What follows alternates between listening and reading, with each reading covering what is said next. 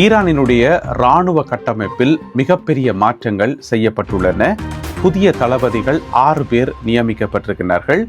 இது சம்பந்தமாக பிரித்தானியாவினுடைய financial times நீண்டதொரு கட்டுரை ஒன்றை எழுதியிருக்கிறது. அந்த கட்டுரையில் பல முக்கியமான விஷயங்கள் சொல்லப்பட்டுள்ளன. எனவே அவற்றினுடைய ஒரு தொகுப்பை இந்த காணொளியில் விரிவாக பார்க்க இருக்கின்றோம். ஈரானிடம் இழப்பீடு கேட்டிருக்கின்றார் அமெரிக்க ஜனாதிபதி டொனால்ட் ட்ரம்ப் அவர்கள்.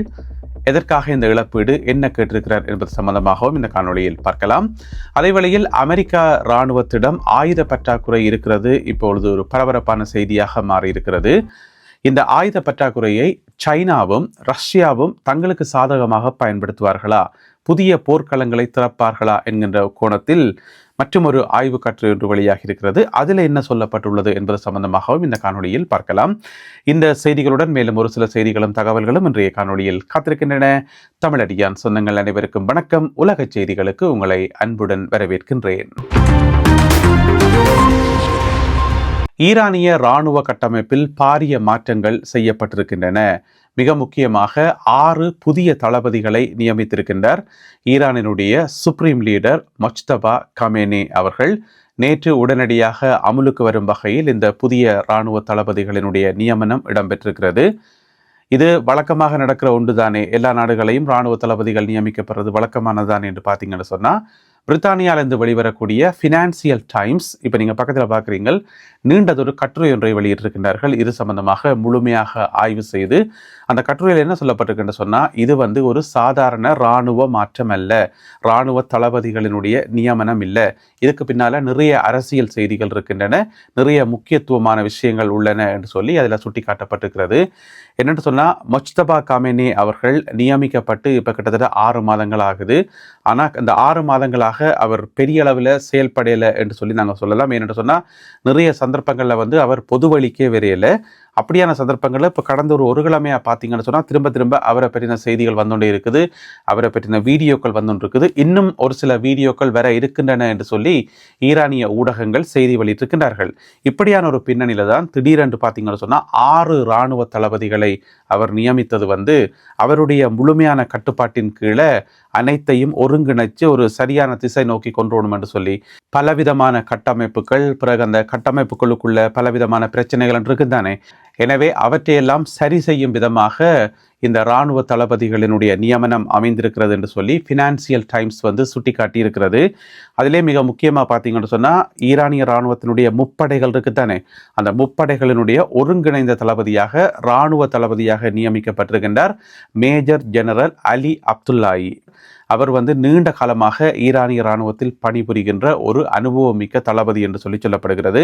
மிக முக்கியமாக இஸ்லாமிய புரட்சிகர காவல் படையினுடைய ஹெட் குவார்ட்டர்ஸ் இருக்குதானே, கத்தம் அல் அன்பியான்னு சொல்லி அடிக்கடி அவர்களிடமிருந்து வீடியோக்கள் செய்திகள் எல்லாம் வெளியாகி கொண்டே இருக்கும். கத்தம் அல் அன்பியான்னு சொல்லி அதற்கு பொறுப்பாக இருந்தவர் தான் இவர் என்று சொல்லி அலி அப்துல்லாயி இப்போ பார்த்தீங்கன்னு சொன்னால் ஒட்டுமொத்த இராணுவத்தினுடைய தளபதியாக நியமிக்கப்பட்டிருக்கின்றார். மொஜ்தபா கமேனி அவர்களுக்கு மிக நெருக்கமாக செயல்படக்கூடியவர், நீண்டகால அனுபவம் கொண்ட ஒரு தளபதி என்று சொல்லப்படுகிறது. இவருடைய நியமனம் ஒரு பரபரப்பை உருவாக்கி இருக்கின்ற அதே வேளையில் இன்னும் ஒரு நியமனம் எதென்று பார்த்தீங்கன்னு சொன்னால், ஈரானில் முக்கியமான முடிவுகளை எடுக்கக்கூடிய இன்னும் ஒரு அமைப்பு எதென்று சொன்னால், அதாவது SNSC என்று சொல்றது சுப்ரீம் நேஷனல் செக்யூரிட்டி கவுன்சில் என்று சொல்லி அதற்கு ஒரு பொறுப்பாளர் ஒருவர் நியமிக்கப்பட்டிருக்கிறார், அதுக்கு ஒரு தலைவர் நியமிக்கப்பட்டிருக்கிறார். அவருடைய பேர் என்னென்னு பார்த்தீங்கன்னு சொன்னால் மோசன் ரெசாவி. இவர் யாருன்னு கேட்டீங்கன்னு சொன்னால், இஸ்லாமிய புரட்சிகர காவல் படையில் மிக முக்கியமான தளபதியாக இருந்தவர் நீண்ட காலமாக. 1989ஆம் ஆண்டு அவருக்கு 27 வயதாக இருக்கும்போது அப்பயே அவர் ஒரு தளபதியாக நியமிக்கப்பட்டார் என்று சொல்லப்படுகிறது. இப்போ அவருக்கு 70 வயதுக்கு மேலே, 72 வயசு என்று சொல்லப்படுகிறது. எனவே சுப்ரீம் நேஷனல் கவுன்சிலினுடைய தலைவராக ஒருவர் நியமிக்கப்படுகிறார் என்று சொன்னால், அது ஈரானில் இருக்கக்கூடிய மிக முக்கியமான ஒரு அமைப்பு. எனவே இஸ்லாமிய புரட்சிகர காவல் படையினுடைய ஒரு முன்னாள் தளபதி ஒருவர் இந்த பதவிக்கு நியமிக்கப்பட்டமை அனைவரையும் ஆச்சரியத்துக்கு உள்ளாக்கி இருக்கிறது. அதைத்தான் ஃபினான்சியல் டைம்ஸும் சுட்டி காட்டியிருக்கிறது. இதே போல இன்னும் 4 இராணுவ தலைமை பதவிக்கு வெவ்வேறு தளபதிகள் நியமிக்கப்பட்டிருக்கின்றார்கள். அப்போ ஃபினான்சியல் டைம்ஸ் என்ன சொல்லுதுன்னு சொன்னால், இது சாதாரண தளபதிகளினுடைய நியமனம் இல்லை. இதுக்கு பின்னால பெரிய ஒரு அரசியல் இருக்கிறது. அதாவது வந்து சுப்ரீம் லீடருடைய முஜ்தபா காமேனி அவர்களுடைய முழுமையான கட்டுப்பாட்டு கீழே இப்பொழுது ஈரான் ஒருங்கிணைக்கப்பட்டிருக்கிறது. சகல அதிகாரங்களும் வந்து ஒரு முகப்படுத்தப்பட்டுள்ளது என்று சொல்லி அதில் சுட்டிக்காட்டப்பட்டுள்ளது. இது முதலாவது. ரெண்டாவது வந்து இனி வந்து அமெரிக்காவுடனான பேச்சுவார்த்தைகள் வந்து கடினமாகலாம் என்று சொல்லி, ஏன்னு சொன்னால் முக்கியமான பொறுப்புகள் எல்லாத்திலையும் வந்து இந்த ஹார்ட் லைனர்ஸ் என்று சொல்லுவோம். அதாவது கடினமான முடிவுகளை எடுக்கக்கூடியவர்கள், தீவிரமான நிலைப்பாட்டை கொண்டவர்கள், அவர்களைத்தான் ஹார்ட் லைனர்ஸ் என்று சொல்றது.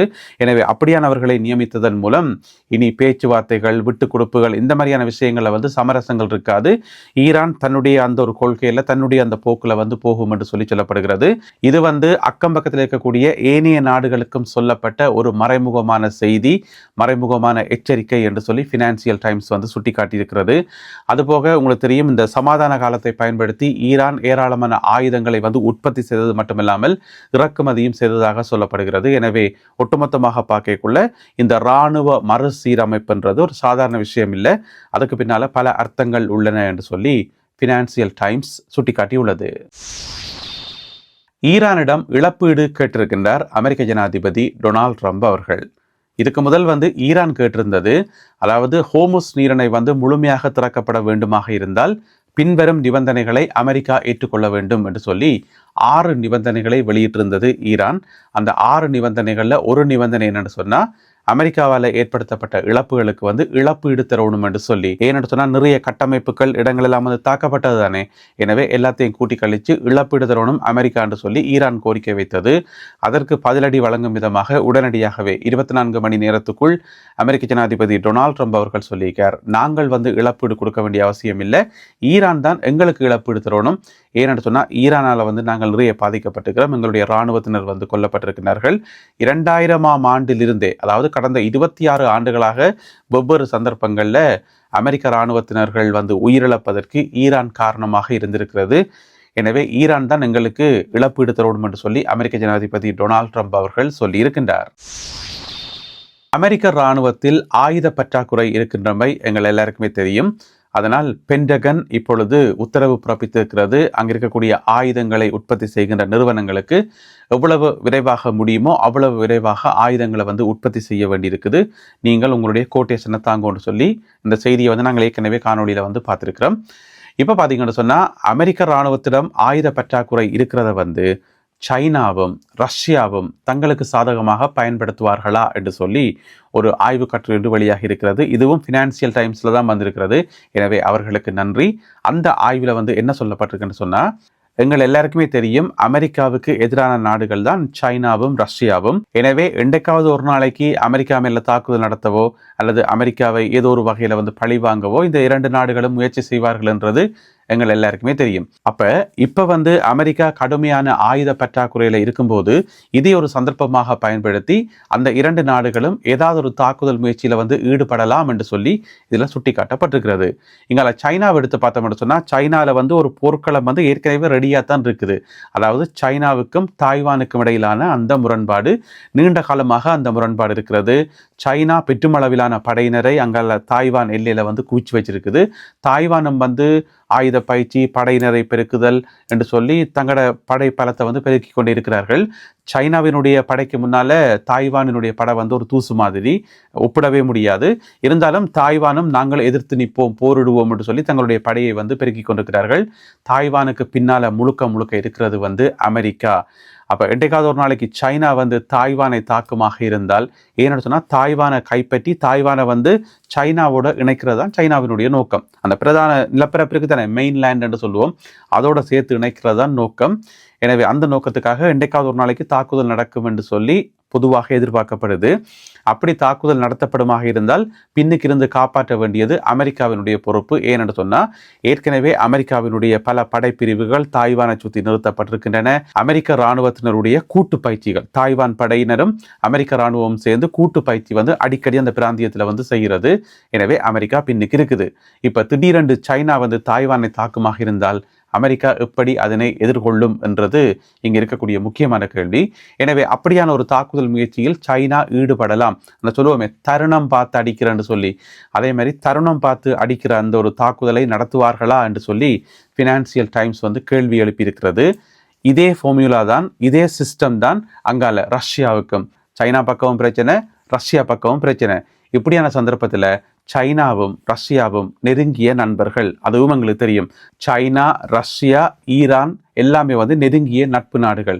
எனவே 3 நாடுகளும் சேர்ந்து திட்டமிட்டு 3 வெவ்வேறு களமுனைகளை திறந்தால் அதனை அமெரிக்கா எப்படி எதிர்கொள்ளும் என்றதான் ஃபினான்சியல் டைம்ஸ் ஒரு கேள்வியாக கேட்டுக்கிறது. இந்த காணொலியில் பகிர்ந்து கொள்ளப்பட்ட செய்திகள், தகவல்கள் தொடர்பான உங்களுடைய கருத்துக்கள் என்ன என்பதை மறக்காமல் கீழே எழுதுங்கள். மீண்டும் சந்திப்போம் உறவுகளே. நன்றி, வணக்கம்.